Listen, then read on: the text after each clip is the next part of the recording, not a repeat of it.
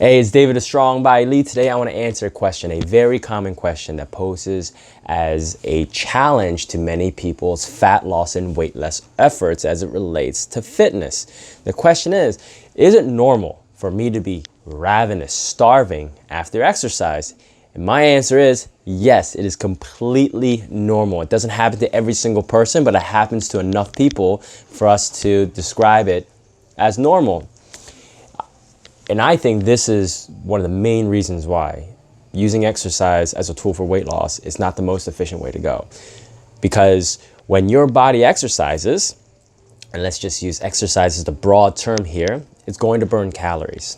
And when the body burns calories, it's going to try to replenish those calories afterwards, because the underlying principle here is the body sees exercise as a stress. And evolutionarily and historically speaking, if the body saw something as a stress, such as training, such as a fight or flight response, and stress could emulate a fight or flight response where you're either hunting or being hunted, your body really doesn't care that it's burning calories, because at least in the brain, it feels that you may not survive. If you don't survive, then what use is conserving those calories for a rainy day? In this modern society, though, in this day and age, burning calories through exercise is a way to improve our health and fitness through stress management, stress adaptation. So our chances of dying after a bout of exercise is very, very, very, very slim.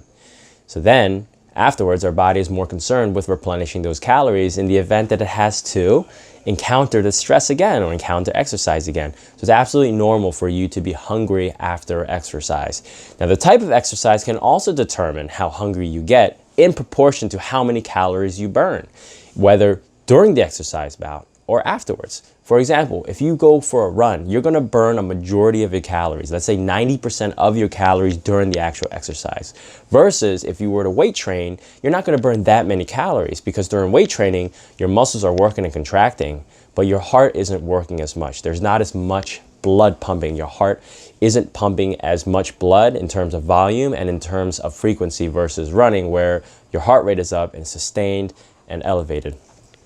When it comes to weight training, a lot of the calorie burn will come afterwards, which is why some people will get hungry right after running or swimming or biking, but they won't get hungry until a couple of hours later, or maybe the next day when it comes to resistance training, because there's a delayed effect when it comes to building muscle or repairing the muscle. And that's where, when it comes to weight training, a lot of the calorie recuperation comes from rebuilding the muscle tissue. Whereas when it comes to cardio, a lot of the calorie recuperation comes from just burning calories through oxidative, what's called oxidative phosphorylation.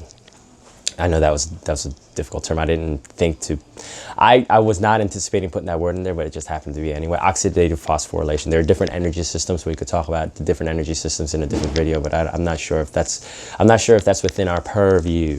So suffice it to say, the amount of calories that you burn during the actual exercise is determined by the type of exercise that you're doing. And then, of course, the amount of calories you burn after the exercise is also dependent on the type of exercise you're doing. And, of course, the intensity at which you do it. If you sprint, that's going to be a little bit different. Even though sprinting and jogging are both considered running, because they use different energy systems, you're going to have a different hunger or calorie recuperation effect.